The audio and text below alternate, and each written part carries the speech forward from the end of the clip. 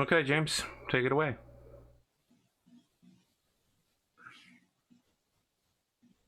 Helps if I mute. There we go. So how are we doing then in terms of, is everyone feeling pretty comfortable with where they're at with the characters? Yeah, I know what I'm going to do. I can always fill it out off stream. After gear, I don't remember what was after that. Just make sure you've got your advances or anything you want to buy gear-wise, or sorry, talent-wise or skill-wise. The main thing we need to work out. Talents for 5. So. Yeah, no, for 50 XP, you'll only be able to take what you get for standard. That's it. Yeah. So the only thing that we'll probably have to do outside of this is working out what your free acquisition is. Every character gets 1 free item at a total of +0. So did you work out yours, Arthur, already? It's the heavy bolter, good quality heavy bolter. Okay. No worries. Yeah, so we can sort of workshop that via Discord afterwards. I think we want to, because otherwise we're going to have a whole shopping episode. Always. Which will have a lot in Road Trader anyway, because people want to buy stuff all the time with acquisition. That's the whole point of being a Road Trader, right? You get to buy stuff. So let's talk about your ship for a moment. So you have 52 ship points. Now I'm just looking through the only thing above a frigate, which is 52 ship points, is the Conquest class cruiser, which is exactly 52. With ship points, you pay a base cost for the hull. Then every essential component has no cost unless you go for advanced versions of those components. But every weapon has a cost. So if you were to spend your 52 points on the Conquest cruiser, you would have no weapons. So I would suggest you guys instead look at the frigates, and then work out which frigate is of most interest to you, and then kit that out with some cool stuff, basically. Because keeping in mind as well that because you do have an Age of Rebirth warrant, you can also choose to buy an Archaeotech component as well. So I have a question. Sorry, how many ship points do we have? 52. I'm gonna throw something really crazy at you guys. I think you're gonna say no, but hear me out for 10 seconds. I think we should buy 2 ships. 2 shitty transport ships. And make the start of a fleet so that instead of Lord Captain, we can call you Lord Admiral. But also, maybe it's less about us being in spaceship battles and more about negotiation and moving between locations. But again, that's a overarching, like, what is our goal as a Rogue Trader group? I would be perfectly okay for a game of acquisitions. Like an incorporation of acquisitions, actually. You'd get a bigger hat. I was like, I do like a bigger hat. Other than that, what are we should be looking at? What, like the frigate range, and then up weapon it? Yeah. So go for speed. So this workshop Arthur's idea just for a sec, just so to cover off that as an option. If you were to do that, I would probably suggest you consider. Sorry, I did a cough. A cheap raider, like a Viper class raider, and then a cheap transport, so like a Vagabond or a Jericho, which would still give you. Yeah, I was looking at both of those. Yep. Yeah, like 5 points to actually put weapons on them and such. Well, let me ask, like, how much are we talking about for weapons and stuff? Like, so any weapon system costs a minimum of 1. Some weapon systems cost 2. Okay, so most we only have need 2 hard points. Yeah, we only need like 5 points or less to throw around. Okay. Keep in mind that anything you want to do, use your Archaeotech spot for example, though, will require at least 1 point. And then other upgrades. So, I mean, we could start down one path, and then if you're not happy with that, we can quite easily change. Start talking about what makes a ship up and that sort of thing, and go from there. I mean, I'd like guess, to hear from other people about whether my idea is shitty and we just want to go for a legit deluxe cutthroat warship. Because, I mean, we could get something real nice, like turbulent heavy frigate, and then up-weapon it to full complement something Archaeotech. Really, it's just like it's the The question of how we want to play the game. Well, yeah, it's the compromise, like, you know, between you want to go something tougher and lots of guns, you do something maybe not as tough but super quick. I mean, we could get a Conquest Star Galleon with no weapons on it. Just go from place to place, just like, yeah, we're really intimidating. We'll crash our ship in here. If you don't like it, we'll land near your planet and use our mass to disrupt your gravity. It's a good question. Chat asks, how hard is it to acquire new ships in game? So it's not impossible. The easiest way to do it usually would be to conquer another ship in a space battle and take it over. In which case, a frigate will have a better chance of capturing another ship than a transport will. They can be acquired through acquisition as well. It's an incredibly hard roll, or they were generally speaking, because normally when you use your profit factor, you're just rolling against it. You know, in this case, you would have to expend permanent profit factor. So what I'll be doing in the week between now and we actually play is I'm going to take your profit factor value and tell you what that actually equals out to, like what planets you own, what investments you've got. And converting profit factor into a ship can be done, but you actually would give up that profit factor. You can't just make a test and say, okay, I went to the shop and bought a brand new cruiser.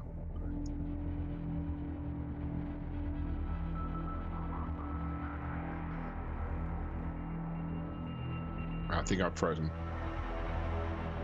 No, you're good. No, you're good. I mean, the Falchian class frigate's looking pretty good. It's got comparable speed, maneuverability, armor, and hull to other things in its area, and it comes with 3 possible weapon locations. Sorry, which one was that again? Falchian class frigate. Is it in the main book?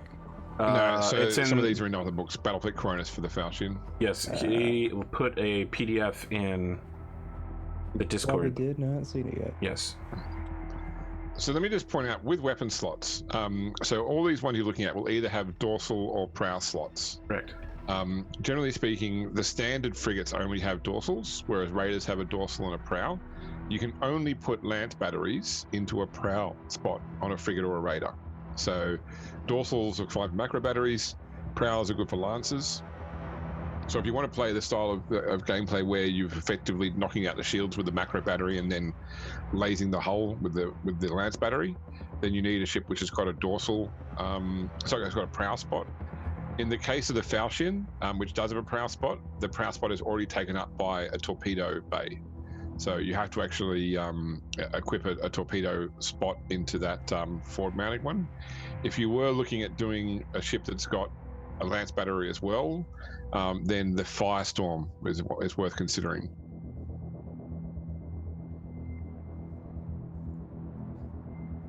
Space, is that how many people are in it? No, is it every like component takes up a certain amount of space and power. Okay. So you've got a few resources you've got to manage there. It means you can't take your 52 ship points, buy a transport, and fill it with dozens and dozens of weapons and components. Oh wait, no, those are cruisers. Alternatively, we could get a Viper sloop and give it a nice weapon system, and then something like one of the 20 SP transports, like a Vagabond or a Jericho missionary transport. A Loki class Q ship. That sounds good to me, because I'd rather Which one? going the Viper class sloop. Oh, you want to go like small fast ships then? Yes, because I figured we could focus on being more going from place to place, not necessarily on combat. The only problem with the Viper is it's only got a single gun slot. Yes. Super fast, but it's very small. And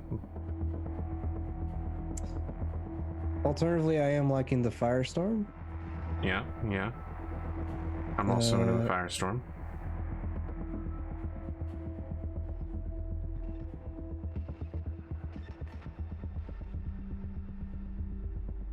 mean, the Firestorm seems like it's a good comparative all-rounder.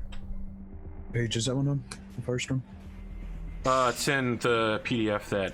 Yeah, I've got the PDF open. Then it's page... I don't have a page number 16. here. 16. Okay. Yeah, I'd say we just go with the Firestorm and then soup it up to whatever amount that we can. Well, we only have... Be 41 and we have... We'll have 11 52. leftover points, which should be more than enough to buy 2 weapons and some other stuff. Yeah, in fact, you'll probably end up with a couple of extra points to convert back to profit factor. You'd struggle to spend more than about 8 points, I think. Okay. Sure. Okay, so Let's we'll go start that with route. So we'll start with the Firestorm. Okay, so the first thing you're going to do is equip it with its essential components. So these are things that all ships have to have.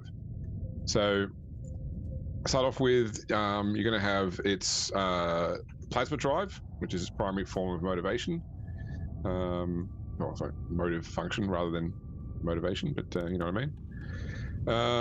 So your options here, so there's with all these there will be an option which is free, and then there's options to take for more basically. So the standard one is, I believe, the Jovian pattern plasma drive. Jovian pattern class 2 plasma drive, which is from the main book. I'm just actually starting. I've got a few things. I'm just going to close a couple of windows so I can do this more efficiently.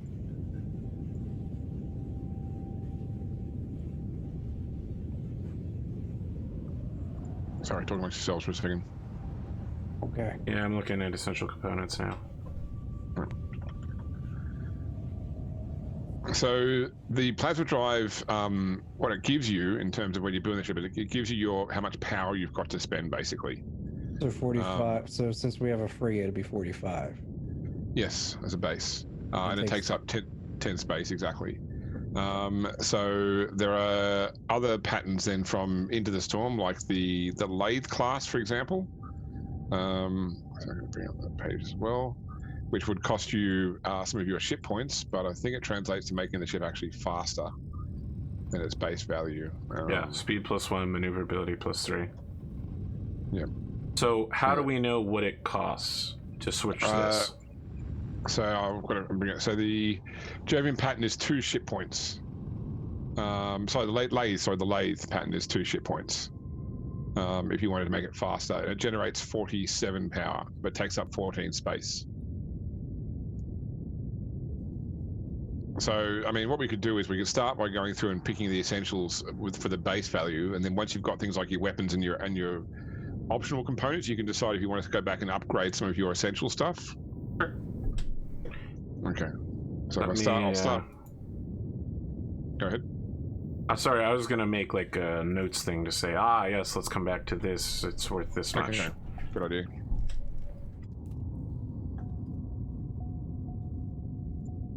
So what's after engines?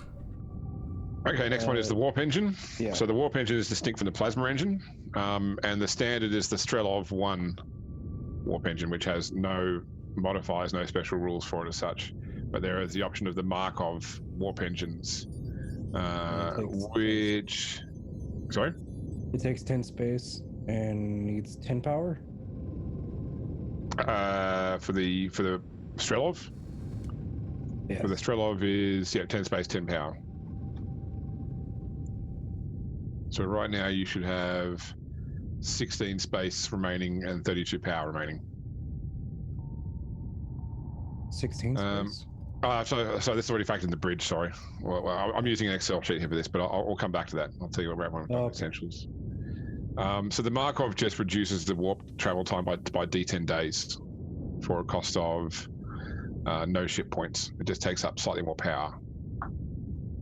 No, 1 ship point. 1 ship point, sorry, to reduce travel time by D10 days. Then you need a Geller field. The standard is just a standard Geller field. There is an option called an emergency Geller field, which doesn't cost any ship points, but it costs 2 power. And what that is basically a field which is set up so that if the ship suddenly finds itself unplanned in the warp, that the emergency field activates straight away, and there's no sort of lull between the ship going into the warp and the field coming up. Well, we haven't done a jump. Do we have a ship's navigator as one of the characters? Like, how are we doing? There will be an NPC, which is a navigator. So, Name. can we instead talk Presumably about this named by Warpsbane hull? Because that sounds pretty good. Yeah, okay, no worries. So Warsbane Hull is 2 ship points, and that's an alternate to the Geller Field. That one will pretty much means that like, there's inscriptions on the outside of the hull to protect it from the entities of the warp. I'm just gonna go out on a limb and say that this is essential for the ship. Like getting a +10 towards making a navigation roll, and the failure of a navigation roll basically means demons come out and remove your stomach.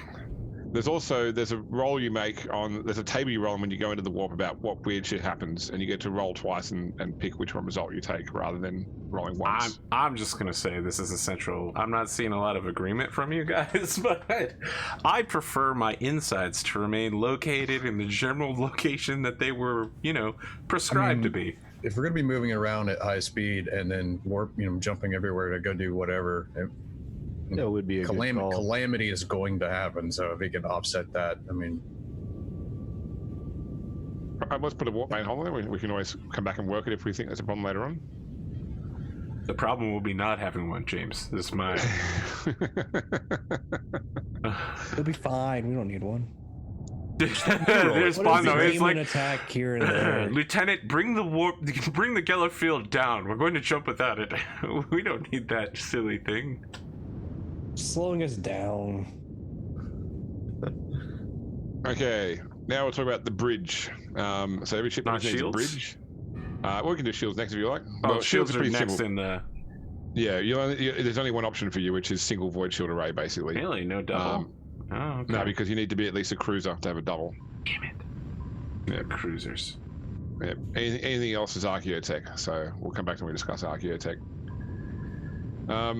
All right, so for the bridge, the options for a frigate are these all have modifiers. I'll tell you what the modifiers are. So there is a combat bridge, first off. A combat bridge. Command damage bridge. Control.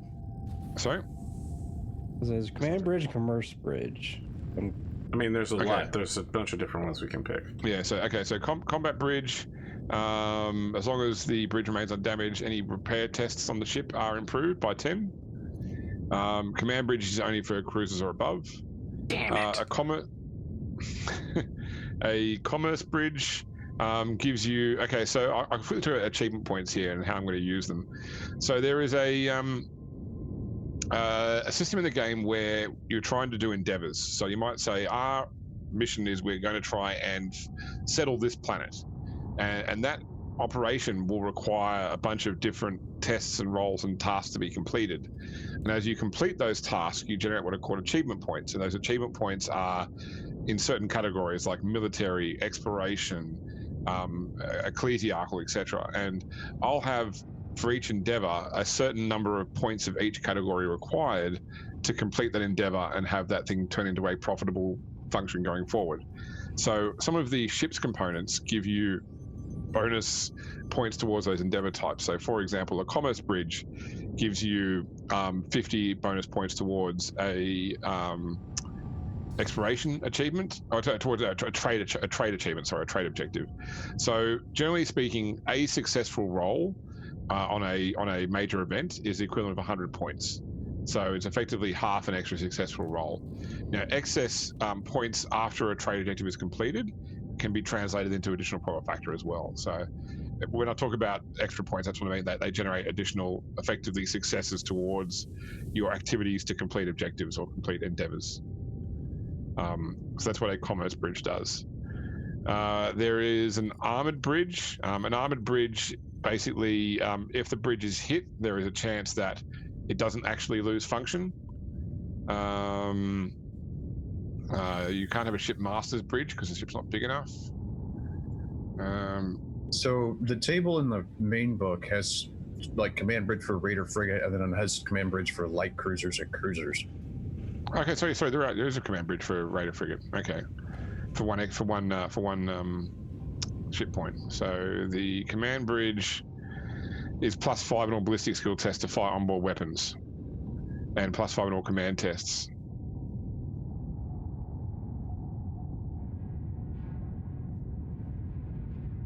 I think it's time to talk about whether we are. How do I say this without sounding like we're the bad guys? Are we runners or are we gunners? No. Is our primary objective like creating new trade routes, making trade deals, shipping colonists, funding ground wars? You know, like selling arms to both sides, essentially. Or are we raiders, essentially? Oh, enforcement, though. That sounds good. Yeah. Are we going to spend the time with the ship shooting people, or are we going to spend it making money? Because it feels like the bridge choice is essentially 100% about that. I'd say we'd be more about making money. Listen, there are definitely bad guys in Warhammer 40K. Dark Eldar. Yeah. Yeah. Tyranids. I mean, that's about it. Dark Eldar and Tyranids are the only real bad guys. A friend of mine recently got his son to start playing 40k, and his son said, I want to play the good faction. And he said, play Tyranids because Tyranids the only faction which do what they say on the tin. They're just here to eat everybody, and there's no duplicity or duplicity. How can you say that shit about the Tau? The Tau are good people. They just want everyone to be equally good. And they castrate anybody who disagrees with them. Well, you know, at least they're still alive on the far end. Yeah, the Tau aren't good. Look, Rome was fantastic if you were Roman. Yeah. Same thing with the Tau. Farsight's okay. He's the only Okay, one. look at Soundwave's Ghost in Discord is posting this like 7 weapons grand cruiser.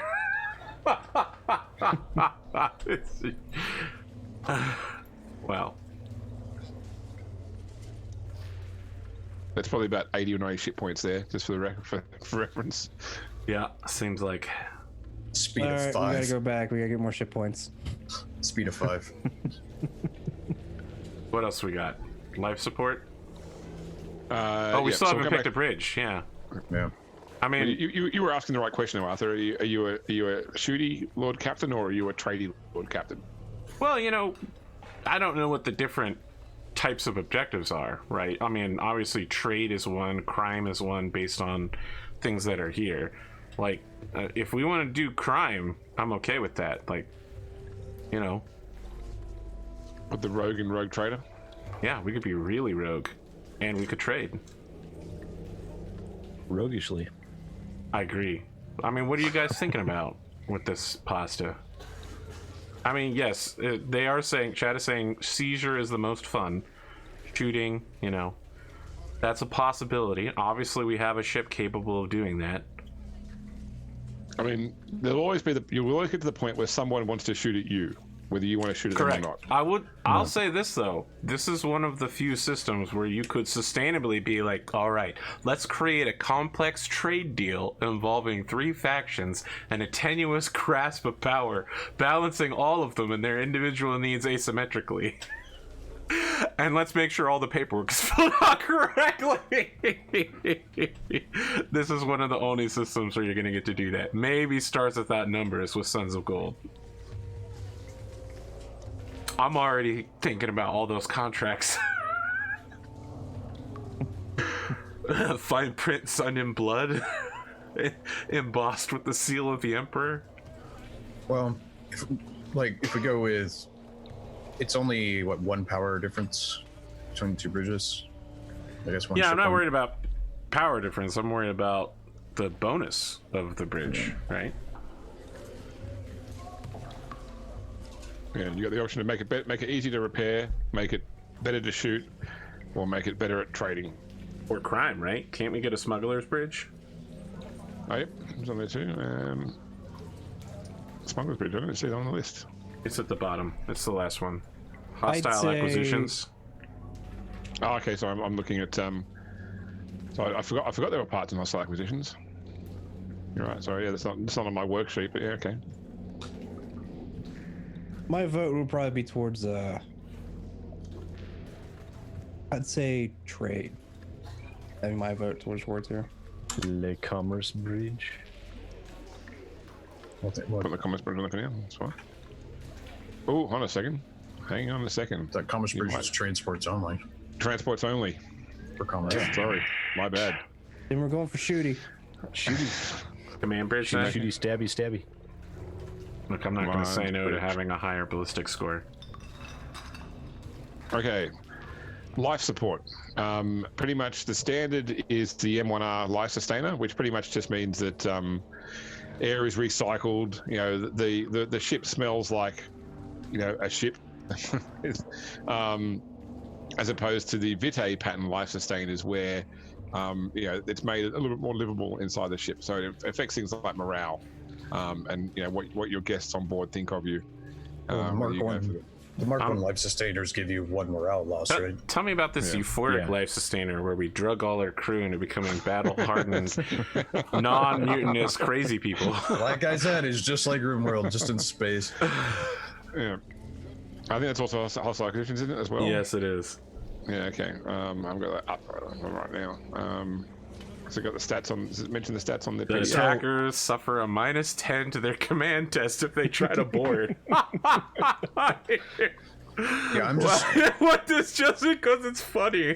I'm just looking on that combined armory sheet, James, because it has everything on there. Yeah.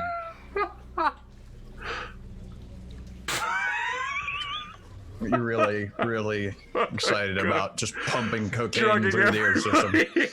everybody. Wow. Hey, look, John there's been working at his post for 7 straight days. Why? Oh, we put methamphetamine in the air conditioner. It's been 0 hours since our last accident.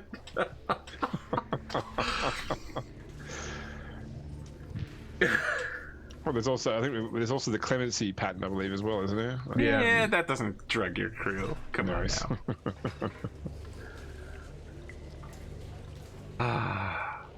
I don't know. I think I'm the only one behind this drug thing. Take what you want. Note to self, take respirator bionic implant. I mean, if you want to take that, it's obvious that you want a mutiny. Why wouldn't you want to breathe the same air as the rest of us? Connor Hughes has a great it's just, let's just load up on silver spray paint, just spray it in on everything and get it. I like the fact that you can increase morale by 10 at the cost of 10 crew. Pretty much you just OD 10% of your crew. Look, if they OD, it just means they weren't strong enough to be part of the crew to begin with. I don't know They about get, that. they get withdrawal when you turn it off as well. Great. Why would you turn it off?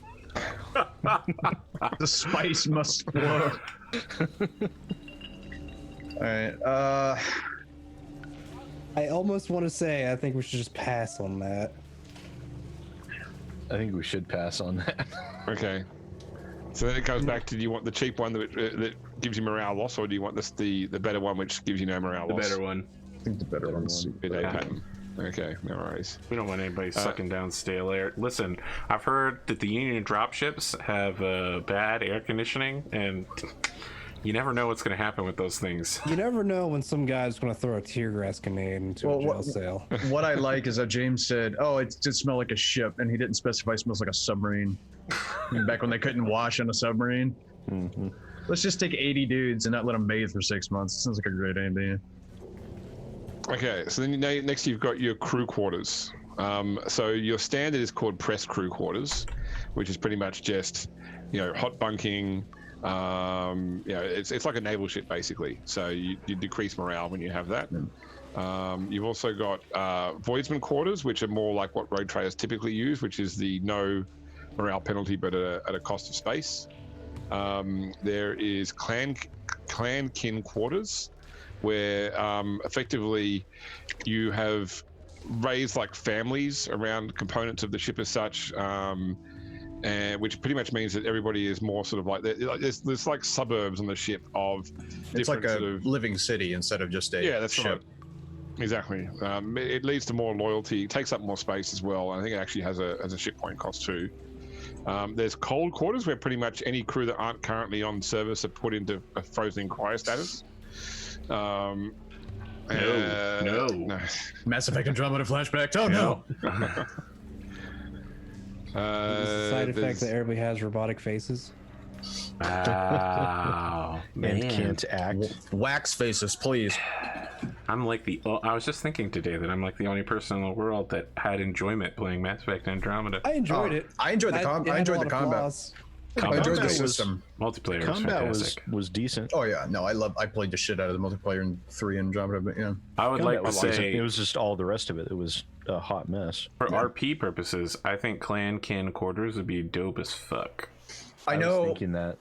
I really, I mean, from like, because it's in a lot of the books. Like I just finished the Night Lord series, and they're on I think it's like a really big ass like battle cruiser or whatever, and they've got tens of thousands, and it just talks about how generations are raised. It just adds something kind of cool there. Plus the loyalty's not bad. I mean, I haven't talked to the audience about what my character is going to be like, but I like the idea of him just like going around every day in his golf cart and just being like, well, were there any bursts in this section? Do we need to send like a priest down? Like, hey, how you doing? Like just checking in this in this neck of the woods. How's the mayor? All right, make sure that macro battery's firing because we're actually being boarded. Oh yeah, like a big thing. So you're like a chief at boat almost, like a cob or a bosun. Yeah. Well, like I'm really Couldn't scary. I just ask the department heads without leaving my quarters? No, that's ridiculous. one of the big things on like the Night Lord ship is a lot But of the them personal touch. they have so many people. They have their own economy, and Telepathy. they have like black markets and everything. It's crazy. Fuck, that's right. Sid could do that. It's telepathy. That's why they let me do that. No one wants you using your psyker powers, okay? Even the Bob, audience how knows you you're gonna doing? fuck it up. How you doing? No, How's the family? Hey, how are things running down in engineering right now? do that. Good. Yeah. You could just give a call to the tech priest, right, and just be like, "Yo, what's up?" You're gonna talk to Bob. I'm not sure I would rely on a tech priest to give me reliable information on how people were doing. I think I could get a Well, reliable he has how report on how a ship the was engine was functioning. doing or whatever. Yeah. Yes, exactly. If I asked how the people in the engine section were doing, they'd just be like, "Flesh, it's weak." Yeah, they'd all be tech How- adepts anyway. How's the engine doing? How are the machine spirits? Have they been sufficient? Let me tell you, they are pissed.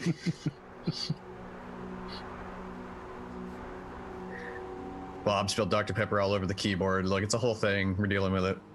So does anyone object to clan kinness? I do not. I actually No, really like it. yeah. With that many, because our ship has 7,500 people on it, right? Or is it more? 25,000. Okay, even more. Yeah. Okay. Captain Yeah. Pondo, what do you think? I think it's a good idea. Very well. I mean, it is Despite it having basically named a clan, floating I'm okay city, with this. anyways. I flipped this lever like my dad, my father, and his father before him. We're all lever flippers. Okay, so last essential component is the Auger Array.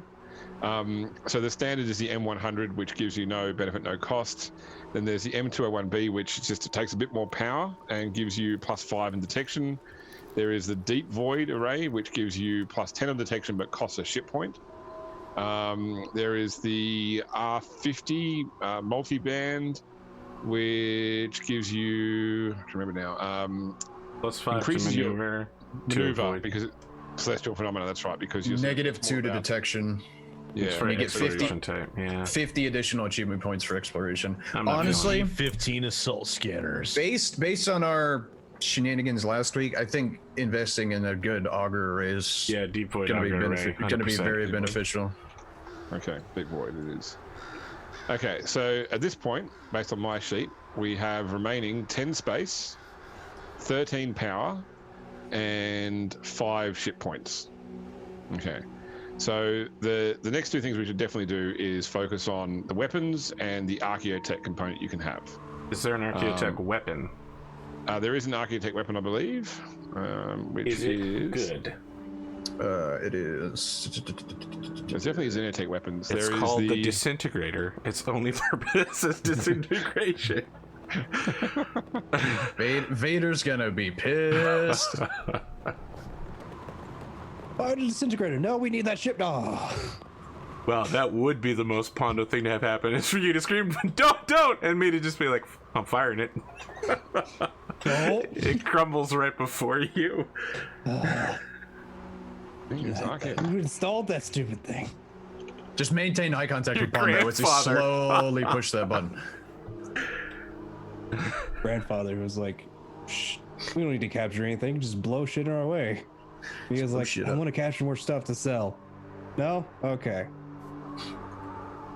Find the where they have Archaeotech on this Excel, on this PDF. I'm not seeing they're it. mixed in with the weapons or if they're separate. I will tell you, looking on the combined. Yeah, so on the combined armory thing I have, it does show. It shows like the Eldar Star Cannon, cluster battery. Okay, so in terms of Archaeotech guns, I think it starts with S. The Star of our laser macro battery and the Star Flare Lance are the two Archaeotech guns. Yep. Yeah, I'm looking. It's I don't even know what the page number for the PDF is. 71.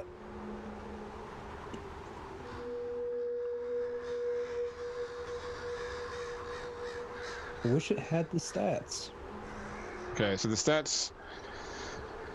So yeah, you're gonna have to compare. So the star of our laser macro battery is very long range. 12 range is its main thing. So it's not a particularly powerful gun. It's just got like the longest range of any gun around. Right. Yeah. The of course, for a macro battery, you're just using that to pop void shields. Yeah, that's right. Yeah. For the Star Flare Lance, this one is. I don't think we can mount it because it's light cruisers and cruisers. Yep. Yeah, like cruiser only. You're right. Sorry. Yeah, and its main thing is it's strength 3. So most lances are only strength 1 or 2 at best, so it can get multiple hits. And the big thing about the Starfield is it for every, was it 2 degree? Or it scores an additional hit for every 2 degrees of success instead of rather than 3. Yeah. But we can't mount it anyway, so it's a moot point. Yeah. So you've got one dorsal and one prow spot, basically. So your dorsal spot will only handle a macro battery. Your prow spot can handle a macro battery or a lance. So in terms of... Go ahead. What does the POW plasma accelerated torpedo tubes do? So you can't put torpedo tubes, I don't think, on a ship this small. Oh, okay. You can put Griffin pattern torpedo tubes. Yeah. They're in Battlefleet Koronus. Never mind. So I will give you the warning that I would avoid starting with a ship with torpedoes, only because you need to have a really good grasp on the system, because torpedoes you fire and they continue along a constant trajectory, which means you've got to sort of anticipate where your opponent's going to be a few moves ahead. That sounds really fucking hard. Yeah. I mean, that sounds like Hunt for the Red October guys doing the submarine combat. I mean, yeah. They're like, I gotta stop watching a triangle. Let's do some fucking cosines, bro. Objects in motion tend to stay in motion, which means whenever you fire one of these objects, it does not matter where, it does not matter when, but you will be causing someone a bad day. Even if it's 500 years in the future. What do you mean we lost? No points for partial credit, maggot. The Russians lost nuclear torpedoes. What do you mean? That's sitting at the bottom of the ocean somewhere. That's why you do not eyeball it. I want to throw something out here before we look at weapons, and I know it's a little weird, but I think it'd be cool if we had a cargo hold in lighter bay, which is it can fit on our ship. It doesn't cost that much, but it does take 1 ship point away. And that's we'll be able to carry cargo, which I think fits with our stated mission objective. And it also means we get little light shuttles that'll take us down to the planet. I think the shuttles is more important than the cargo thing, honestly. But yeah. Well, if we don't take it, we don't have a cargo bay. Well, yeah. I mean, obviously you have to have a place to put it. Yes. Okay. So that brings you down to 8 space, 12 power, and 4 ship points. So we have 4 ship points to play with to look at weapons, and we have a dorsal and prow weapon. Yeah. Now, any lances cost 2. So for you, basically, because limitation is power as well right now. So the cheapest lance, the Starbreaker, is 6 power, 2 ship points, which would then leave you then have a ship point. That would leave you 1 ship point to buy like a macro cannon and 1 ship point for a piece of Archaeotech. Okay. Yeah. So if we take the Starbreaker, what's our remaining power in space? Okay, actually I'm going to put this out because this thing keeps, because my sheet automatically assumes 1. Did you say it was 6 power? For the Starbreaker is 6. So Yeah. that should leave us with 7 power and 2 ship points. Right, I should actually have 7 power remaining and 2 ship points. Yeah. Let's talk about arcade tech. Actually, you might have 3 because sorry, this my sheet automatically assumed there was a Thunderstrike macro cannon as well on the dorsal slot, so that's already paid the cost for that. So Thunderstrike is the cheapest macro cannon.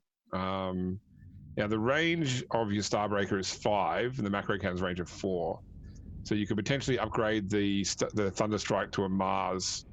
It's only going to cost you 2 more power and gives you an extra 2 range. And the crit rating's only 5, so it's much easier to critical hit on. Range is good. Yeah. Range. Well, having a decent range and then with our speed maneuverability, I mean, we'll be able to take, we'll be able to dance around them a little bit. So does a Archaeotech component replace the thing that it is? If it is something like a bridge or a warp engine, then yes. Some of them are add-on components, some of them are supplemental. Other ones are, they replace. So things like Bridge of Antiquity replaces your standard bridge. The modified drive replaces your standard drive. I want to throw a hat in the ring for modified drive, specifically because we have an Explorator on our vessel, and this is of interest to the Mechanicus, and it also makes us faster and gives us a little bit more space to work with. That sounds good. The other thing that could be good is the auto-stabilized Logis targeter, which is increased detection and increased ballistics. And you use it instead of the other Auger Array. People are saying Bridge of Antiquity is awesome. So just for the audience's benefit, by the way, I have said no teleportarium.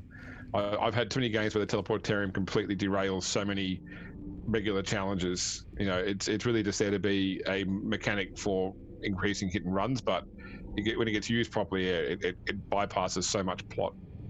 Well, I mean, just be like, oh no, we're in a firefight, bring us back up to the ship. Yep. Oh man, we really need to kill the governor. Well, bring us down to his house. Yep. Just blow up the building from orbit. But what if you don't want to be seen doing it, Sid? That's the thing. No one can see because you're in orbit. I'm pretty sure people can see a giant lance of las fire extending from your ship. That could have been anybody. Having literally just finished a chapter in a book where a ship does exactly that, yes, you can see it for like miles. He tripped over and called down a lance strike on himself. Yeah. It happens. There's like 3 main ones. Do we want to be better at shooting? Do we want to be better at command skill?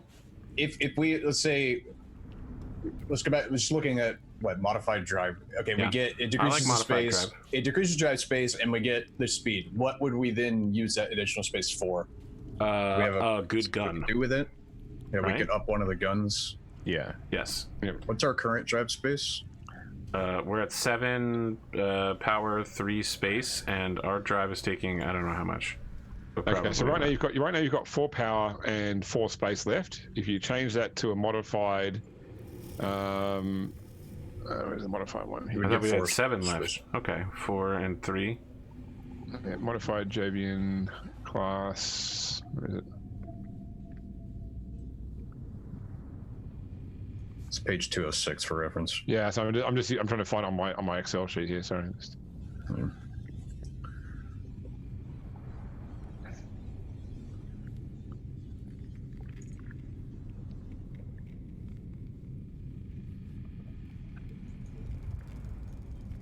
Oh, it's not coming up here. Modified drive. There we go. Brings you back to having 8 space available and 4 power. So it's the same 45 power generated. Right, it gives you back some space. So in terms of what you could do with that space, if it was about upping the gun, I think power is more with the gun. But right now, although you could use that space to add external power base cost ship points though, or some supplemental. Well, let us take a Sunseer laser battery, which would maximize out our kind of weaponry. Yeah, that's range 9 as well. Yeah, that's a pretty solid pick. Yeah.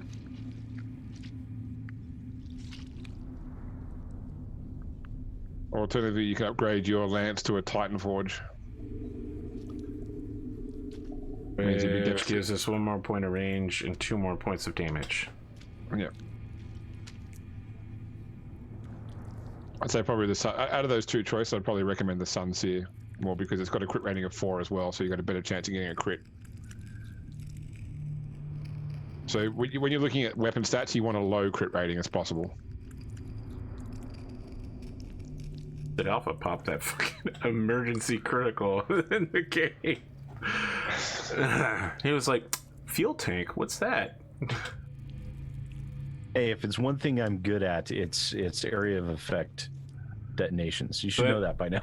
That's my suggestion, is we take the lighter cargo hold, we take the Archaeotech modified drive, we keep the whatchamacallem lance, the Starbreaker lance, and we take Sunseer laser battery to give us some sniping power with some good crits.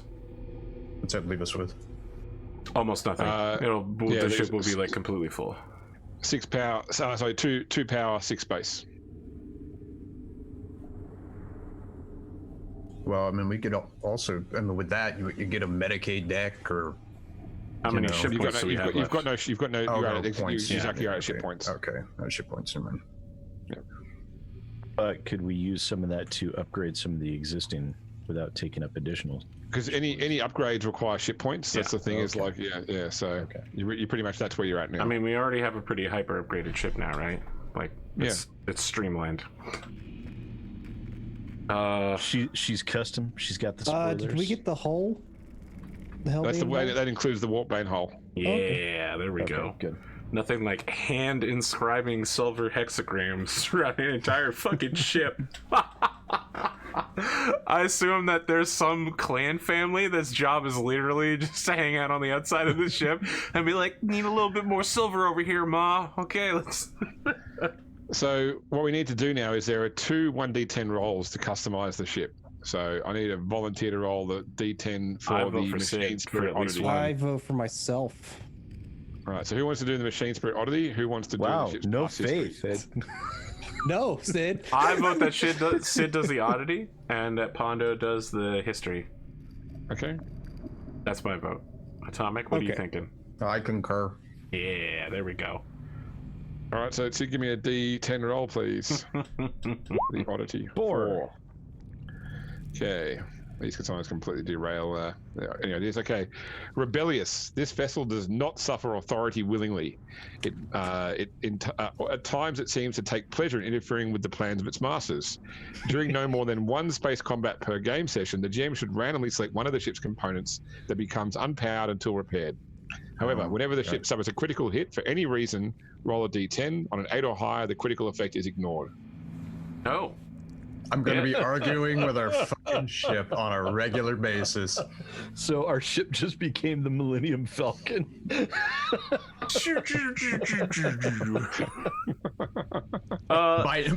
Just in subtitles, binaric swearing. I gotta tell you, the fact that during they discussed how the repair droids would like try and sabotage each other. I don't like the fact that the GM can now Falcon. just decide to shut down one of our components during every fight. There's some pretty critical components, like, I don't know, shields, the Geller field. Your warp bane hull. Guns. Well, luckily we'd have the Geller filled up during ship combat. I mean, what if we're having ship combat in the warp? Then you've already got problems. You've got bigger problems. Sure, I'll say, yeah. Pondo, give me a d10 for the history. Excellent. 10. 10. That probably can't be good. No, I think that is actually, a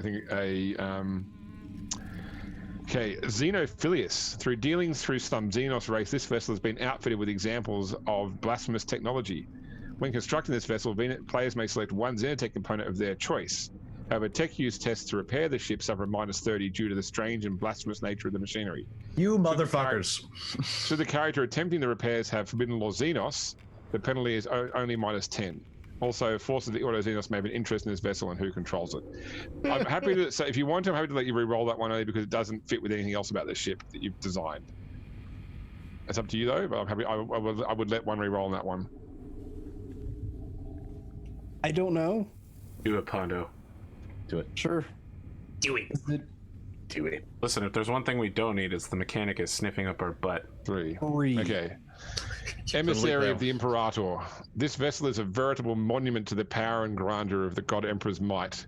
Awe-inspiring and terrible, it lacks subtlety. All intimidate tests made by characters from this vessel gain +15, and all other social tests suffer -5. These bonuses and penalties only apply if the character is known to be from the vessel. In addition, few will be able to see beyond the symbolism of the vessel. Xenos see it as a threat, faithful Imperial citizens see it as a symbol of civilization, and heretics and rebels see it as a hated foe. Their reactions will be colored accordingly. Well, let me tell you something. So My you're a intimidate loyal just fucking traitor of the Imperium. yeah, my intimidate just fucking skyrocketed. It's like a 55 now. All I have to do is be like, I'm Nero, and I'm from the whatever our ship name is, and everyone can be like, oh god, he's so scary. Everyone knows that they have a statue of the Emperor on the front, and its eyes occasionally weep tears of psyker blood. Our ship pulls up to a heretic ship at a red light, and we're both just sitting there, just flipping the bird at each other because I hate them and they hate me. So let's just talk through what we got as the final things for the ship. Okay, so it's got a speed of 8, maneuverability of 17, detection 25, gives +5 on ballistic skill tests, +10 on warp navigation, +15 on social. Says Intimidate. Command. Yep, intimidate is social 15, +5 command. Hit and runs plus hit and run defense +5, hit and run boarding, also boarding action +5 defense. You got Jovian pattern class 2 drive, modified archaeotech, Strelov 1 warp engine, Warpsbane hull, command bridge, Vitae life sustainers, deep void Auger Array, Clankin quarters, cargo bay and lighter, so cargo hold and lighter bay, and a Sunseer laser battery and Starbreaker lance weapon. So all it's missing now is a name. That's the hardest part. That is the hardest part, yeah. I'm just gonna blame Pondo. Is that the name? Blame Pondo? No. I'd be okay with this if it was. Hearts of the Immaterium. I hate it. That's a chaos name. What the fuck is wrong with you? Jesus. Aren't you supposed to be a holy psyker? My character is. Let me throw this out here. Given that the ship is apparently like some sort of ancient Reboot Guliman authorized Firestorm Imperial super vessel, I think we should do something really Latin-y and intimidating, or maybe just like the Emperor's Hand, or... Nope. I'm seeing a lot of blank faces. Well, I was thinking maybe the light of the Emperor's Wrath. That might be too long. It does So feel I'll like point it's out too long. that the Firestorm class is a relatively new class. So okay. this would not have been this wouldn't have been the ship that was around from the start of the family. This would be a more recent ship, probably in the last 4,000 years.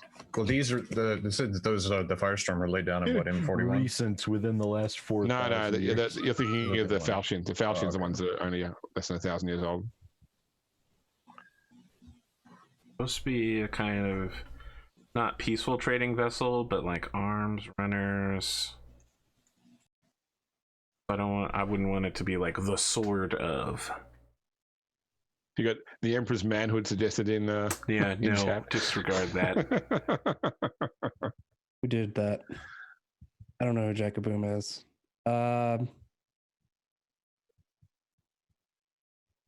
Emperor's Guidance.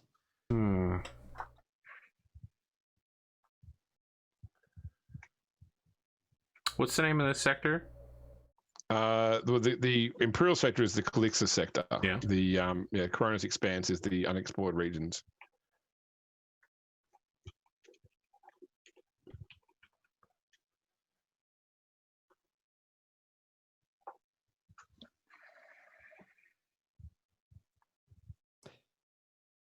Humanity's Expanse. Pride of Calixis. Would be What planet are we from? it's the same. So I'm going to start off on Scintilla, which is the capital of Calixis sector. So Pride high of Calixis works. Said High Calixis. Pride of. Yep, Oh, Pride of- okay. I mean, Pride of Calixis, yeah. I mean, it's a little presumptuous. That sounds like something you would name a battleship. Or Yeah, alternatively, this thing is souped up, right? you can relate it back to the Angevin Crusade as well, potentially, because that'd be about the right age for it. So Angevin was a person, for example. Bane of Angevin. Well, no, he was a good guy. No, he was the good guy. He was... He was the Lord Solar. Pride, August Expanse.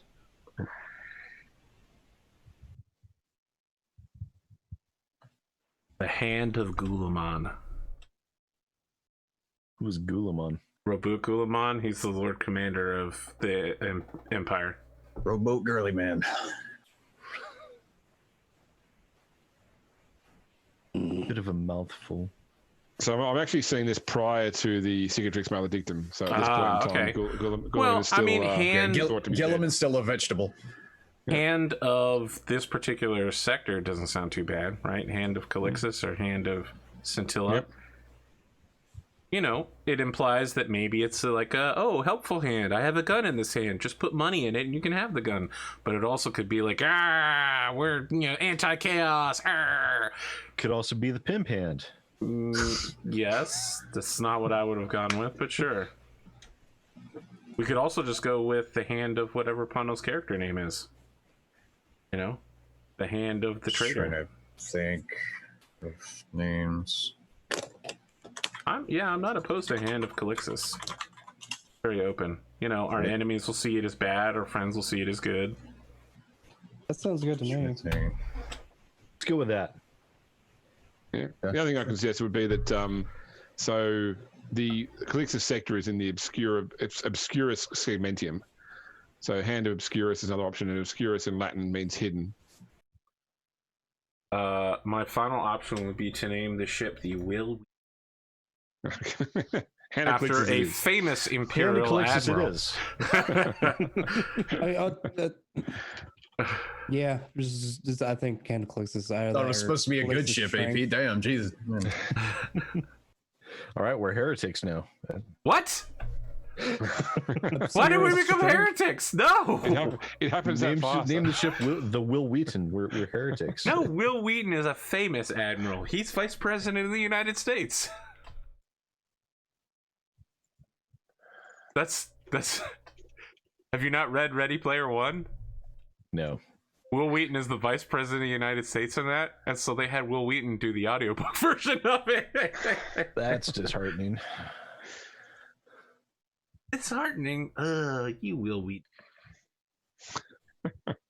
The pimp hand of Calixis is what they call us in the brothels when our crews offload on the docks for their longshore weekend. Do we have a ship sheet or have you already put this all together for us? So I put it in an Excel sheet, which I'll send around, and I'll update I'll put it into the Roll20 app as well. That's it. So, yep. For some reason, it's something you've got plus 50 crime objective. I'm not sure where the plus 50 crime's coming from on this sheet. I don't know, but listen, I'm not opposed to crime, but I would Exactly, prefer, James. Just don't ask questions. I would prefer not to do crime. Should What's I be wrong with reading crime? something about can be endeavors or anything profitable. like that? Like, I have no knowledge of this.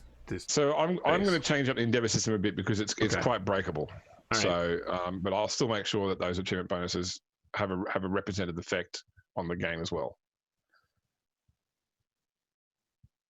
A lot of people that use objectives, use endeavors, realize that it's very exploitable. End up with huge power factor very quickly. I was gonna say, yeah, like me and Sid would probably break this thing down at some spreadsheets real quick and be like, well, all you have to do is BAAY on the menu screen, then half circle back B, head to the Lord Governor's palace, walk behind his chair. I'll tell you a quick funny story, actually, not 40K, but on that topic. That a lot of people complain today in today's society that the rich help the rich get richer. Everyone's always people are in politics and help their mates from private school This is the with, first I've heard of that, James. It's ridiculous. It's business, etc. And there was a book that I read recently called The Game of Mates, where they were analyzing this, and that they made it out to not be anything malicious, but to actually be human habit. And they created a game for the purpose of this exercise where 4 people who didn't know each other played this online computer game where every single turn it would report which of the 4 players was the most productive based upon certain production measures. And then each of the players would decide who to give their resources to for that turn based upon production values. But the game was deliberately broken so that if 2 people worked out, if I always give my points to him and he always gives my points to me, that we will get so far ahead that the other 2 just cannot catch up. And in 83% of the games they ran, that was actually the result that happened. People worked that out and actually started to work out, if I work with this person, that we can actually beat this game and get ahead.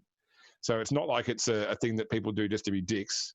It is actually human nature to want to elevate our friends around us, even when we're given powers that are supposed to be for the masses. There you go. Interesting fact, I thought. Yeah, corruption isn't a petty crime. It's the gateway to power. Yeah. So that's everything I needed to go through. We've got the warrant path created. We've got the character backgrounds done. We might end up chatting a bit, I don't know, just about how we represent those sort of background selections as the character's actual history. But I think that's probably what we needed to cover off in terms of creation. Anyone got any questions or concerns? I mean, I'd actually like to hear if anybody has a character backstory. Just even something half-formed. I have a little bit of an idea, but I haven't actually written it out. I'm excited. Listen, based on you writing things out does not work out. You're like, I have, like a novel that I've written, and you're like, I'd like to display it during the next session. I'm like, okay, and then it shows up, and I'm like, where's this novel? And you're like, look, I stabbed someone to death. I'm not Spoot, all right? Okay. Who is Finley Longbottom, though? Who is Finley Longbottom? That's a great question. Is he the longest of bottoms? His bottom is not very long. He's been a halfling and an elf, so like minimum size bottom. I will say that, like you, Arthur, I too tend to have a bit of an ensemble cast of NPCs as well. So I've got a lot of NPCs named and ready to throw at the players. So if you have a hard time keeping up with who's who, can't wait to kill them all. It can help to write things down, or just kill them as they turn up. That's true. Yeah.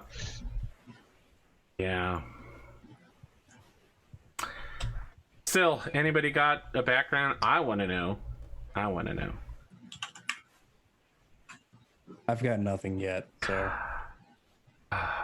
all I know is that my dad is a dick. Yeah, but are you also a dick? Like, how much does that affect you? Right? Like, do you hate him? Does that make you feel bad? Yeah, like, do you hate him because he was a dick? Or are you like, yeah, that's just what we do. We're rogue traders. So let me talk to you about the setup, Pondo, before you answer that question. So I'm going to start the game off on Scintilla, where your character, as the sort of several step down the line, Air is pretty much not interacting directly with the rogue trader, and the rogue trader is off doing other things. And I'm going to have initially an NPC in there, which is sort of like your Arthur Pennyworth, who's actually the person that has effectively raised you and educated you, while your rogue trader parent is off swanning about the Expanse. So we're talking an absent parent from that point of the background. Dad never loved me. Okay. But do you hate him? I'll say that it's going to be a she in this case, because I've got my friend Annette doing all the pre-recorded stuff I need from the rogue trader. So, but do you hate your father? I probably don't. I have questions that will demand to be answered. Probably at gunpoint. Probably not my gun, but someone else's gun.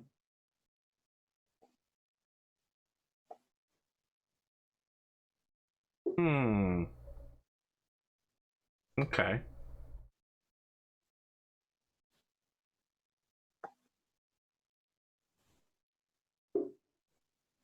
Or just have Sid's character mind crush him. I don't know. Is that your go-to? Is it? Pop his head like I a just ripe want to grape. know. Like, that's alarming to me. But if that's the mindset we're gonna be in, I want to know. Like, is that our go-to? Is that we use psyker powers as our first resort? It's whatever's most convenient at the moment. So it says the Are you the person carrying Pharaoh heavy from bolter. Yu-Gi-Oh? You're just like, he's disappointed me. Mind crush. I do like what James said, though. I'm altering the deal. Pray I don't alter it any further. So would you like to negotiate? AP slams heavy bolter on the table. Yes, I would. Look, my plan is to not slam it on anything. My plan is to get that nice little hover suspenser thing, and then I'm just gonna go-kart it everywhere. You know, someone's gonna be like, "Would you like to negotiate?" I'm just gonna be like, "Yes." How's a 55 intimidate? So you include your plus Negotiations have 15. broken down. Atomic, I am interested in hearing your outline, and just, you know, it's not like I'm saying when you say this, you're Well, locked into it forever. So I got a tidbit from James on why, which I don't know if it's is or is not supposed to be a secret of what, you know, why I'm here, and We're going to play that scene out in game. So yeah. And I also need to talk to Pondo about something too. But yeah, so I definitely have an in with the Mechanicus and Pondo's family and what may or may not be going on, and or who may or may not get turned into a servitor. Look, that's not important.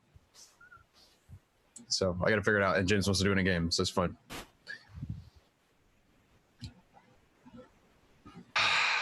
Okay. So because Sid and Pondo both have the same homeworld background, I think it's pretty straightforward to say they probably came from a similar social upbringing and probably on the same world. And so therefore the connection as to why Sid's character has been assigned to this crew could be that the Astro Telepathica perceived a value in assigning someone who had a past familiarity. With your character, Arthur, because you don't cross over with everybody else's existing path, what I might have is it that you were previously at some point in the service of the actual or the former rogue trader, who's then assigned you to look after their child instead. So I'm like, I'm one of Dad's old coworkers. I'm a hand-me-down employee. You really just want to make Pondo hate me right at the start. That's fine. You're I can work Pondo's with super that. nanny, essentially. I'm not a nanny character, man. You see nanny on my sheet, I fucking kill people. My character backstory is I've been in 3 different wars. I hate everybody, and everyone around me dies, enemy and friend. I pull myself bleeding off of the battlefield every single time. He's like a super depressed monk. I am the min-max optimized nightmare.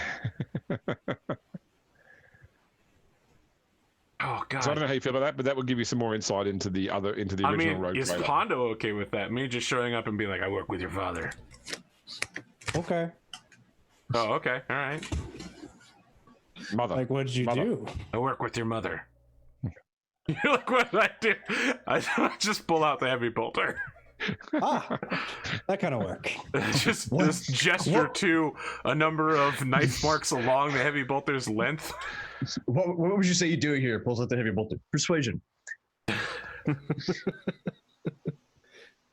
Oh, so Aggressive negotiations. I'm gonna say, James, that might actually work for my idea that this guy goes around and talks to, you know, the various clankin family members everywhere, and it's just like, hey, how's it going? You know, like, what's going on in your section today? Yeah, so you previously served on the Hand of Calixis. Yeah. See. Speaking of ship rolls, did we actually sign those to everybody? I don't know We what have mine not. is. So let me The quickly Psyker. drop into a file in Discord then. That's my ship roll. So I've just Guess I've that just would make dropped me a, the communications officer. I do not want you communicating with anyone. I want you standing silently near people and, you know, reading their minds. I like the idea I that could crush you with a thought. Yes, I know. That's what Sid's worries sitting me. there reading a book, and he sends a telepathic message to somebody to bring out some chicken nuggets. Like, Mm-hmm. So you only have to kill like 5 menials before you get one that can take it. I've just put an Excel sheet in our Discord, And so you'll see if you look at that basically there's a bunch of different ship roles, and for PCs they have certain careers can take certain ones. So obviously the rogue trader is expected to be Lord Captain unless for some reason there's 2 rogue traders on the ship. The Astropath Transcendent by default would be the Choir Master Telepathica. But it could also potentially or alternatively be the Infernus Master or the Master of the Vox. Explorators have quite a few choices: First Officer, Agency of Prime, Master Helmsman, Master of Etherics, Chief Surgeon, Ship's Confessor, Dry's Master, Omnisate Congregator, Infernus Master, Cardo Artifacts. I'm gonna go out on a real limb here and say Master of Ordnance for me, unless you want me to be second in command, which I'm okay at, but not the greatest. I'm going to go out on a different limb here and say I'm probably going to be the choir master. Yeah, that sounds right. What I want to know is how a missionary can be an Agency or Prime. I have so many questions. The other one that I'd consider it for you, Arthur, would be the chief bosun. It sort of fits in what you describe. But you can effectively be doing those jobs as well. You just only get the benefit for one. Yeah, I mean, Master of Ordnance gives me +5 ballistic skill when shooting, and I don't think it's when I get the lock-on action from somebody else, I don't think it's out of line to say I probably have the best ballistic skill, because that's what I built my whole character around, is being really good at surviving fights by killing everyone. Yep. Well, you don't have to dodge if you kill them first. Yes, I know. I learned that during the one-shot. I learned that if you kill everyone, you don't get hit. The best defense is a good offense. Or a really big ass knife in my case. I mean, the best defense is letting somebody else stand in front of you. Well, yeah, never underestimate the value of teamwork. It gives the enemy someone else to shoot at. It's just yeah. I'll probably end up Division being of labor. Agency or Prime. I mean, Master and Commander can be a point of reference for a lot of things. Great movie, Connor. I think we always choose the greater of 2 evils on this crew.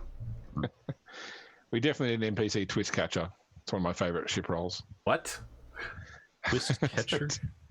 Yeah, so effectively, the idea is that all Imperial ships have like a mutant population on board, because there's parts of the ship which are just unpowered or filled with chemical waste, or just in a bad state of repair. They're called the dark holes. And the lowest decks of the ship. Yeah, the people that live there end up basically becoming like mutants through like exposure to industrial radiation, that sort of thing. Oh, and so every now and again, there'll be a process where someone will say, "Hey, we should clear out the dark holds," and so the Master at Arms will take a group of soldiers into the lower decks and kill the mutants off, and they'll get the agencies to repair all the lighting there and fix it up. And in that process, some other part of the ship will suddenly lose power because they've just diverted power from one system to another. And that new section will become a dark hole eventually. But the twist catcher is basically to say that anytime you lose crew, is they basically go and capture mutants and press them into service alongside the existing crew. So what if we were friendly towards our mutants? Like, I mean, that's why they're for those who don't know, twist is a derogatory term for mutants in the 40K universe. What if we were like mutant positive, What if we just properly maintained our ship so there wasn't a dark hole? I like that one too. That sounds better, actually. Almost impossible to do. Well, it's your responsibility, so get on it. No. Mechanical maintenance. Look, if you want to go deal with the mutants, by all means. Listen, it can only be called a dark hole if the lights aren't on. Okay, just make sure all the lights are on and they don't have anywhere to be darkened. Yeah, look, somewhere somebody runs out of toilet paper and uses tissue paper instead, and that blocks the system, and it gets into the aqueducts below the ship, and it's like somebody doesn't know how to use the space toilet. It just sucks out all the oxygen. It's like it's like a German submarine, but with space. Someone decided to flush some baby wipes. Those bastards. I mean, there was an actual submarine where a guy didn't know how to operate the toilet and flooded and sunk a submarine because of it. World War II. Like, so you can look it up. I think it was a German submarine. Yeah. Holy crap! It's a new term I've learned this week from the current news. Is fatberg. Don't look up fatberg on Google. Wow, that. Well, now I kind of got to do it. No. Is it B-E-R-G or B-U-R-G-H? B-E-R-G. Yeah, I can guess what that is. Like iceberg. Yeah. Let's see. Everyone's Okay, doing it. well, rather than talk about that and doing Wow. literally anything else, let's talk about maybe wrapping things up. God damn it, James. Now everybody's looking it up except for me. Oh no, I was looking up the submarine thing. Here, I put it in Rogue Trader chat. So anybody else wants to see it. Oh. And the best part is it happened like a month before the end of the war. Oh, that's so bad. Death by toilet. That's funny. Anyway. Deep water, high pressure toilet. All right. If you use it correctly, it's fine. But if you don't, you just Oh, sink the incorrectly opening valves in the wrong sequence. Okay. Yeah. They actually had an officer whose job it was to operate that toilet, which I just find hilarious. Yeah, I'll probably end up being Agency or Prime. Because, well. Holy crap. Flooded the submarine's batteries, causing them to generate chlorine gas. Yeah. It's bad. Well then, learn to operate Toilet properly. Yeah. But, yeah, if we don't have anything else, that's pretty much it, right? I mean, unless we can think of anything else. to say probably my character and Pondo's character came from the same homeworld. I thought I was special because I had psychic powers until I went and to be put before the emperor. And I realized, yeah, you went to I'm college. Really not special Everyone at all. told you were the best person in town in high school. You know, your top So, graduate. yeah, you using my mental abilities to And you get picked up by be a the black life ship. of the party, pick up all the women and stuff. Then I got picked up by the black ship, and all that changed. At least you didn't get turned into a battery. And that is the option that most get. So. Yeah, it is. So sacrifice the few for the many. Well, Something to work out as well. Where's the Calixis sector in the? It's in just Pacificus. Obscurum. No, Obscurus. Okay, so Yeah. it's in the Galactic North. It's in the northwest sort of area. Okay, it's Galactic Yeah. North. Okay. Yeah, I'll try and figure something out. I'd actually mentioned something to you, James. I don't know if you ever saw it. It's like a cover story kind of thing, but Oh, I think I did see that. Yes. Got any figure some of those out. closing thoughts, James, before we do some outro work? Minimal outro work. I'm going to make all everything- kinds of sight jokes. Everything is proceeding as precisely as I've foreseen. No, it's good. I think we're off to a good start, and everything works in well with what I was hoping to do. And I hope that it's given the people watching some insight into how this game could turn out. I saw that Rab was watching earlier. That's always it always interests me when something interests Rad, because I know that he pretty much wrote 40K off in the past. Yep. But yep. No, I think it was good. I think we got what we needed, and we're ready to go from there. like we got the name. That's the only important part that really matters. Yeah, name of ship. the ship was some groups can get stuck on that for weeks. The name of the ship is the name of the ship. Sir, we're being attacked by the name of the ship. Name of the Yeah. ship. Yeah, the ship is called Nobody.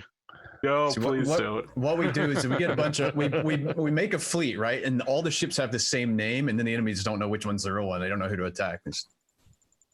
There's just a parentheses 1, parentheses 2. Oh my god. Nobody. So there is a thing called like secret language rogue trader, right? What if all of your ship names were encoded by that, so they looked like they were the same to anyone who wasn't your crew? Well, that was a big thing during like World War One. Is ships in a fleet would all operate under the same call sign and be spread out, so the enemy didn't know which way to go, confuse them. So for anyone who's notoriously bad at it, page 31 of the book does have sample character names. I've already got a name. Oh, I got mine. Nero, Yeah, I've already got one. Julius, Augustus, Bullet, also known as Nero the Blade. Blade. Cyrax Lex. That doesn't make sense. I mean, if his last name is Bullet, why is his nickname Nero the Blade? That's a It's one straight of those, name. it's It's one a of those professional ironic name. names. Bullet, Blade, they're completely different things. I mean, Blade- it makes no sense whatsoever. His last name is Bullet, but his professional name, among other Arch-Militant survivor murder hobos, is the Blade.